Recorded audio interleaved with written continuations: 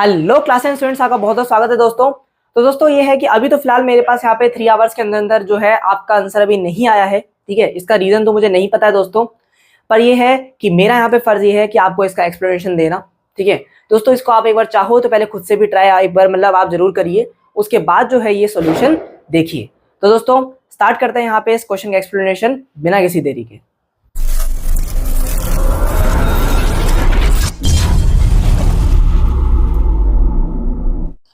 हाँ तो दोस्तों अब हम यहाँ पे स्टार्ट करने जा रहे हैं इस क्वेश्चन का एक्सप्लेनेशन। दोस्तों मैं आज आपको इस क्वेश्चन का एक ऐसा जबरदस्त एक्सप्लेनेशन दूंगा, इतना इजी होगा वो एक्सप्लेनेशन कि आपको बाकी जो क्वेश्चन है उसके अंदर भी इस मतलब इस वाले क्वेश्चन के जो भी और भी मतलब लॉजिक्स हैं, जो कंसेप्ट हैं, वो आपको यहाँ पे हेल्प करेंगे। ठीक है, क्योंकि दोस्तों एक क्वेश्चन का जो हमारे कंसेप्ट होते हैं ना, लॉजिक्स होते हैं, वो जो है बाकी क्वेश्चन के अंदर भी हेल्प करते हैं, ये आप सबके सब जानते हैं।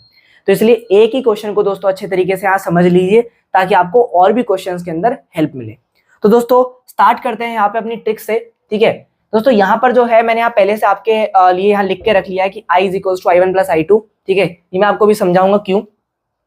देखो दोस्तों, आप ये बात दोस्तों सबसे पहले आप इस बात को समझिए, अपनी ट्रिक को यहाँ पे लगाने से पहले कि कौन सीरीज में है और कौन पैरेलल के अंदर, आपको सबसे पहले ये बात पता होनी चाहिए कि जो हमारे करंट की डायरेक्शन होती है वो किसी भी बैटरी में पॉजिटिव से नेगेटिव टर्मिनल से पॉजिटिव मतलब टर्मिनल से नेगेटिव टर्मिनल तक होती है। ठीक है, मतलब पॉजिटिव से यहाँ पे जो है हमारा करंट निकलता है, नेगेटिव में एंटर करता है। इतनी सी बात क्लियर। ठीक है, अब हम यहाँ पे क्या करेंगे, इस आई करंट को दोस्तों फ्लो करवाएंगे और यहाँ डिवाइड करेंगे। मान लो हमारा इससे कुछ आई करंट निकला और यही तो हमें निकालना है, क्योंकि दोस्तों देखो find the current drawn from the battery. हम मान लो आई करंट निकला, इस वाली वायर के अंदर भी मान लो आई करंट आया। ठीक है, अब इसको ऊपर जब ये आया हमारा करंट, इसको दो रास्ते दिखे, तो ऑब्वियस ही बात है, मैंने आपको बस समझा रखा है कि जब भी दो रास्ते आएंगे तो हमारा करंट डिवाइड हो जाएगा। ठीक है, अब चलो ये हमारा मान लो i1 है और दूसरे वाले रास्ते में चला गया i2। अब ऑब्वियस सी बात है कि ये दोनों घूम फिर के नेगेटिव तक ही तो आएंगे, है ना। इसका मतलब ये है कि ये i2 जो है वो तो ऐसे ही चला जाएगा, वो घूम के क्यों जाएगा ऊपर से, है ना। ऊपर से तो i1 आ रहा है, तो ऊपर से जो है वो हमारा i1 करंट आएगा, यहां मुड़ा। ठीक है, देखो सिंगल सिंगल रास्ता आ रहा है, करंट डिवाइड नहीं हो रहा, ऐसे आ रहा है ना, देखो इस तरीके से। अब ये इस तरफ आया i1। ठीक है, अब इस तरफ भी इस वाली जो हमारा दोस्तों ब्रांच है, वायर है, उसमें भी i1। ठीक है, यहां से i1 आ रहा था और यहां से जो है वो i2 आ रहा था। ये देखो इस तरीके से i1 i2 आ रहा था, दोनों मिलके ऐड हो गए इस पॉइंट पे, इस पॉइंट पे डिवाइड हुए थे, इस पॉइंट पे दोनों मिलके ऐड हो गए। i2 ऐसे आ रहा था, i1 घूम के आया ऊपर से, है ना, ऑब्वियस सी बात है। ठीक है, अब इस वाले पॉइंट पे दोनों मिल गए, इसका मतलब अगर मिल गए, ऐड हो गए, तो वो i के बराबर नहीं होगा, तभी तो मैंने यहाँ पे लिख के रखा हुआ था। ये हमारा हो गया i। ठीक है, ये i, ये इधर i। अब दोस्तों एक रूल होता है, वो आपको दोस्तों थोड़ा ध्यान रखना है। ठीक है, कि हमारा जितना करंट बैटरी से पॉजिटिव टर्मिनल से निकलता है उतना ही करंट वापस भी आएगा। ठीक है, ऐसा नहीं होगा कि अगर मतलब आई करंट गया और i2 यहाँ पे एंटर कर गया, ऐसा नहीं होगा। जितना करंट हमारा निकला है उतना ही करंट एंटर भी करेगा। ठीक है, ये बात क्लियर।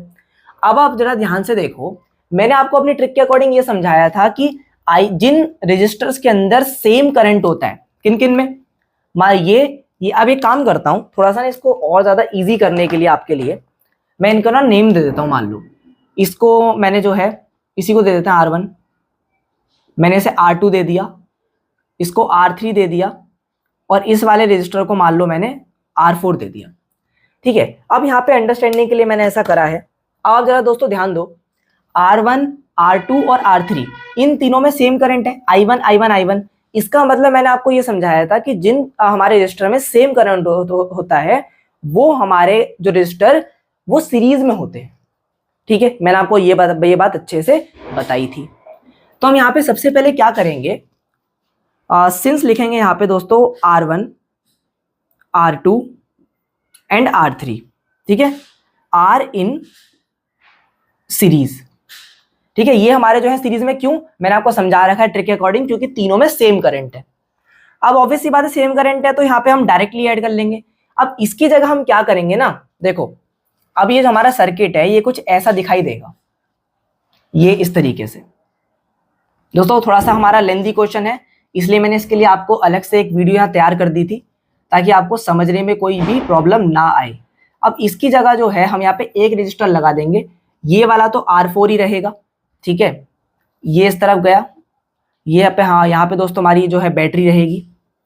थोड़ा सा दोस्तों लेंथी क्वेश्चन है पर इजी है, ऐसा कोई डिफिकल्ट वाला नहीं है। 3 वोल्ट। अब यहाँ पर जो ये वाली है, मान लो मैंने इसको R5 मान लिया, अब वही तो हम R5 निकालेंगे। तो अब वो जो R5 होगा वो होगा R1 plus R2 plus R3 के बराबर। तो R5 जो होगा, हमारे तीनों को हम ऐड करेंगे, सीरीज में है, हमारे पता है कि वो डायरेक्टली ऐड हो जाता है ना। तो इसका मतलब 10 10 10, ठीक है। 10 प्लस में 10 कितना हमारा, हाँ यूनिट नहीं भूलनी दोस्तों।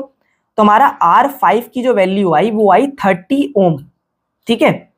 ये वाली वैल्यू हमारे काम की है, यहां लिख लेंगे हम 30 ओम। कोई प्रॉब्लम बिल्कुल नहीं। ये वाला जो था ये हमारा 10 ओम का ही था, इसको तो चेंज नहीं करेंगे कुछ भी। अब हम दोबारा से यहां पर जो है आप देखो, अगर यहाँ पे ट्रिक लगाए, यहाँ पे आई करंट आ रहा था, ठीक है, ये भी आई करंट आ रहा था। इस वाले ब्रांच में गया, मतलब जो वायर है हमारी I1 गया, इसमें गया हमारा I2, दोनों में अलग अलग करंट जा रहा है। क्यों जा रहा है, देखो एक पॉइंट में डिवाइड हो रहा है ना, दो रास्ते मिल गए हमारे करंट को। अब यहां से I1 आएगा, इसमें भी I1, ठीक है, इसमें भी I1, यहां से आ रहा था I2, दोनों मिलके ऐड हो जाएंगे, वापस से I करंट हो जाएगा। मैंने यहाँ पे लिखा हुआ है आपके लिए, I1 plus I2 is equals to I, ये I हो गया। और वापस से हमारे जो नेगेटिव टर्मिनल है, एक मिनट यहाँ पे लिख देता हूं मैं, पॉजिटिव नेगेटिव। तो हमारा जो पॉजिटिव और नेगेटिव जो टर्मिनल है उन दोनों में सेम करंट हमारा दे दो, ये एग्जिट करा, ठीक है, और ये दोबारा यहाँ पे एंटर कर गया, सेम करंट एंटर करा। एग्जिट और एंटर दोनों सेम होगी वैल्यूज, ठीक है। अब देखो दोनों हमारी अलग अलग है, इसका मतलब ये है, इसका मतलब ये है कि जो हमारे R5 हैं and R4 are in parallel, ठीक है दोस्तों, ये जो है हमारे पैरेलल में होंगे। कोई प्रॉब्लम बिल्कुल नहीं, पैरेलल का हम जानते हैं। अब देखो दोस्तों, जैसे ही ऐड होगा तो हमको यहाँ पे आर इक्विवेलेंट मिल जाएगा, मतलब कि total resistance of the circuit, ठीक है। तो मैंने जो है यहाँ पे आर इक्विवेलेंट निकाला, मतलब कि आर टोटल, टोटल रेजिस्टेंस। अब यहाँ पे ऑब्वियसली बात है टोटल आ जाएगा ना, क्योंकि यहाँ पे सिंगल रजिस्टर लग जाएगा। अब इसकी जो हमारी शक्ल है रजिस्टर की वो कुछ ऐसी हो जाएगी, देखो यहाँ पे सिर्फ एक रजिस्टर रह जाएगा आर इक्विवेलेंट वाला, ठीक है।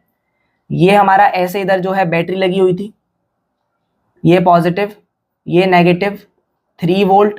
दोस्तों बस इसका जो मेन काम है ना इस वाले क्वेश्चन में, थोड़ी से जो एफर्ट्स वाले काम है वो सिर्फ एक ही है, वो है इस आर इक्विवेलेंट को निकालना, और बाकी कोई भी ऐसा कुछ ज्यादा डिफिकल्ट वाला काम है ही नहीं, ठीक है। अब आर इक्विवेलेंट की हमारी वैल्यू आएगी वो हम जानते हैं।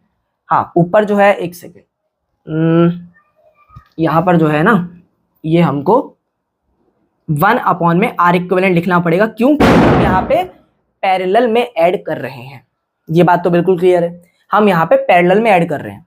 तो ये हमारा हो गया 1 अपॉन में R4 और 1 अपॉन में R5। मैंने आपको बता रखा है इसका फॉर्मूला, क्योंकि रेसिप्रोकल करके ऐड करना पड़ता है ना हमें।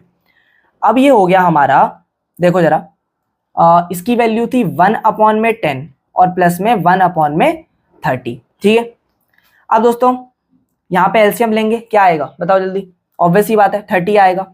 तो ये हमारा हो गया 3, ये हो गया हमारा 1, इसका मतलब हमें मिल गया 4 अपॉन में 30। थोड़ा सा इसको और ज्यादा सिंप्लीफाई करेंगे तो यहाँ पे 2 और 15, ये आ गया हमारा 2 अपॉन में 15। अब यहाँ गलती क्या हो जाती है, ओम, गलती ये हो गई 1 अपॉन आर इक्विवेलेंट की वैल्यू है वो, उसको यूज मत कर लेना, अभी वो आंसर नहीं आया हमारा, ठीक है। तो हमें जो इसका रेसिप्रोकल करना पड़ेगा, आर इक्विवेलेंट की वैल्यू मिलेगी 15 अपॉन में 2 ओम, ठीक है। तो यहाँ पे हम वैल्यू लिख लेते हैं इसकी 15 अपॉन में 2 ओम। दोस्तों अब कहानी हमारी ऑलमोस्ट खत्म हो चुकी है, ठीक है। हमें इसका काम था, और जो है हमारे R5 हमने आर इक्विवेलेंट जो है निकाल लिया 15/2। अब जरा इस तरफ ध्यान दो, दोस्तों आखिरी स्टेप बचा है, उसको सॉल्व करेंगे। अब हम यहाँ पे जो है एक काम करते हैं, यहीं पे कर लेते हैं, ठीक है। थोड़ा सा स्पेस कम है दोस्तों, प्लीज एडजस्ट, है ना दोस्तों। अब यहाँ पर जो है हम यहाँ पे यूज करेंगे यूजिंग ओम्स लॉ। दोस्तों इसलिए मैंने आपको जो है एक्सप्लेन कर दिया था इन क्वेश्चंस को स्टार्ट करने से पहले, इसलिए मैंने दोस्तों आप जो उस वाली शॉर्ट को जाके देखिए, शॉर्ट वीडियो को, उसमें मैंने ओम्स लॉ को थोड़ा सा एक्सप्लेन कर रखा है, आपको वहां से और ज्यादा क्लियरिटी मिल जाएगी। ठीक है दोस्तों, यूजिंग ओम्स लॉ हमें पता है दोस्तों क्या होता है Ohm's law, V is equals to I R. I की वैल्यू चाहिए थी तो आई यहां से ले लेंगे V अपॉन आर, है ना। अब दोस्तों जरा ध्यान दो, आई की वैल्यू निकाल ली थी हमें, वही पूछी है हमारे क्वेश्चन में। I is equals to V, voltage हमारे पास यहाँ गिवन ही थी 3, ठीक है, और ये था हमारा 15/2। अब दोस्तों ये जो R है ना, ये एक्चुअली R इक्विवेलेंट निकालना पड़ता है इसके लिए। कोई भी सर्किट है अगर जिसका दोस्तों उसका मतलब निकालना चाहते हैं यहाँ पे, अब मान लो हम I निकालना चाहते हैं सिर्फ इस वाले में R2 में, ठीक है, तो कोई दिक्कत नहीं है। आप दोस्तों मेरी बात को आप समझ रहे हो ना, अगर हमें यहाँ पे टोटल वाला निकालना है तो हमें टोटल रेजिस्टेंस भी निकालना पड़ेगा। हमसे पूछा था क्वेश्चन में find the current drawn from the battery, battery से पूछा था, तो हमको यहाँ पे टोटल रेजिस्टेंस निकालने के बाद इस तरीके से जो है हमारा आई आएगा। तो हमारे आर की वैल्यू जो आई, यहाँ पे आप चाहो तो आर इक्विवेलेंट भी लिख सकते हो, पर ऐसा कोई जरूरत नहीं है, ठीक है, हाँ इसकी फिलहाल अभी जरूरत नहीं है। 15/2 वही आई थी ना, हाँ, तो 15/2। अब यहाँ पे हम क्या करेंगे, ये जो है 15/2 ऊपर जाएगा, इसका मतलब 2/15 हो जाएगा, है ना, बिल्कुल हो जाएगा। अब 3 से हम इसको यहाँ पे काट लेंगे, 5 जा हमारा, एक मिनट यहाँ आपको ऐसा ना लगे 3 लिखा है मैंने, 3 5 जा 15, ठीक है। अब दोस्तों हमारे पास जो आंसर आया वो आया 2/5 एम्पियर, जिसको आप ऐसे भी लिख सकते हो 0.4 एम्पियर, क्योंकि दोस्तों हम जानते हैं कि 2/5 है वो हमारा 0.4 आता है। तो यहाँ पे जो हमारी एग्जैक्ट वैल्यू आई करंट की, ठीक है, वो आई 0.4 एम्पियर, जो कि हमारा इस क्वेश्चन का बिल्कुल करेक्ट आंसर है। दोस्तों इस तरीके से जो है हमारा पूरा प्रॉपर तरीके से सॉल्व किया जाता है। एग्जाम में इस तरीके से सॉल्व करके आओगे तो कभी भी आंसर जो है गलत नहीं आएगा। दूसरी चीज, एग्जामिनर भी जो भी होगा वो इजीली आपको जो है वो मार्क्स देगा, कहीं भी मार्क्स जो है कट नहीं करेगा। दोस्तों गुंजाइश ही नहीं छोड़ी। यहाँ पर जो है हमने किसी भी मार्क्स को दोस्तों मतलब डिडक्ट होने की गुंजाइश ही नहीं छोड़ी। अब आपको मैं ओवरऑल एक रिव्यू दे देता हूँ, ठीक है, स्टार्टिंग से छोटा सा। देखो दोस्तों, हमने यहाँ से आई करंट भेजा, 2 रास्ते देखे, I1 I2, यहाँ गया, I1 ऊपर से आएगा क्योंकि उसको नेगेटिव में जाना है ना, ऊपर गया ना तो ऐसी तो आएगा वो। I2 जो है यहाँ से डायरेक्टली यहाँ चला जाएगा, दोनों आपस में मिलेंगे I, ठीक है, I1 प्लस I2। अब इसको आपको दोस्तों इसको जो है ना ये खुद से आपको करना है, ठीक है, ये आपको एग्जाम में वाले दिखाना नहीं है। उसके बाद जो है ये I, ठीक है, ये यहाँ पे जो इस तरफ आया I1, सॉरी I जो है, अब इस पूरे रास्ते में I आता रहेगा क्योंकि I1 और I2 जो थे वो दोनों ऐड हो गए और हमारा नेगेटिव टर्मिनल में I आ गया, ठीक है।